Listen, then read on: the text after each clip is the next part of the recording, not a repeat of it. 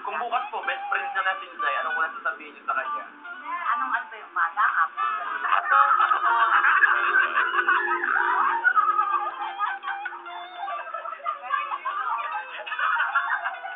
Wala, ligo ako doon. Alam mo, ang hirap isipin kung saan ko sisimulan tong kwentong to. Mahaba-habang kwentuhan to, pero steady lang kayo. Una natin nakita sa TV si Juday tsaka si Ryan sa Talk TV. Pero ako bilang kaibigan, wala naman ako narinig na hiling o kwento ni Juday tungkol kay Ryan. So malamang walang spark yung first meeting na yun. Si Juday, kaibigan ko for 18 years.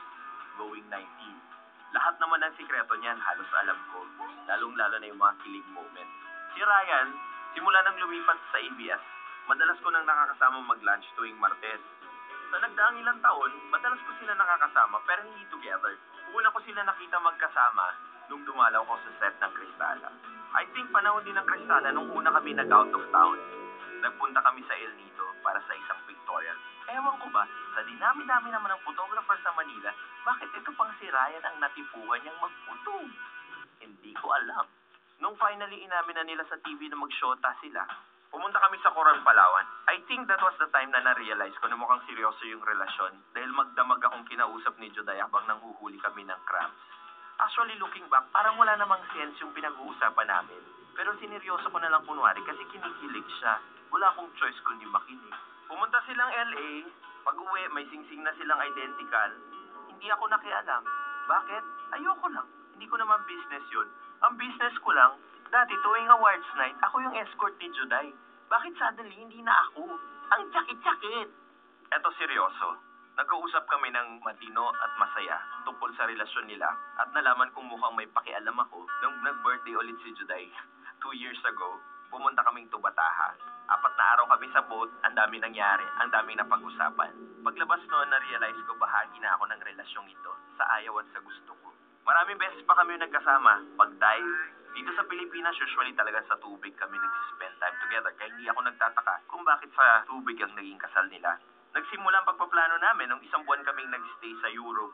Kung saan-saan kami, lugar na punta, mga bago sa paningin namin. Isa lang ang common na pinag-usapan namin, kung paano gusto nila maging itsura sa kasal nila. Akala ko noon, sounding board lang talaga ako ng dalawa. Kasi ang tanging hiniling sa akin ni Juday na i-prepare sa kasal niya ay yung breakfast niya na noodles at chocolate drink. Hindi ko naman alam na aabot ako sa pag-host ng TV special. Marami pa kayong napanood sa telebisyon tungkol sa pag-iibigan nila. Ang mga ups and downs ng relationship nila. Ako bilang kaibigan, hindi ako nangialam. Pero sa likod ng lahat ng pangyayaring ito ang isang na-witness ko at nasigurado kong tutuloy sa simbahan ng dalawa.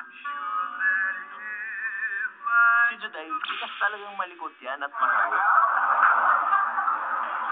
Video to, speech! Speech!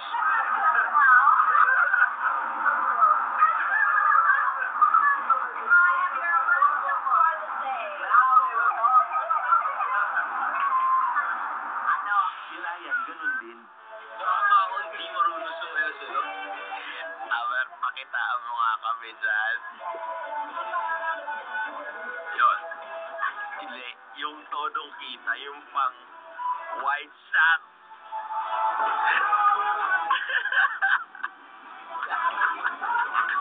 Aha. Ayan.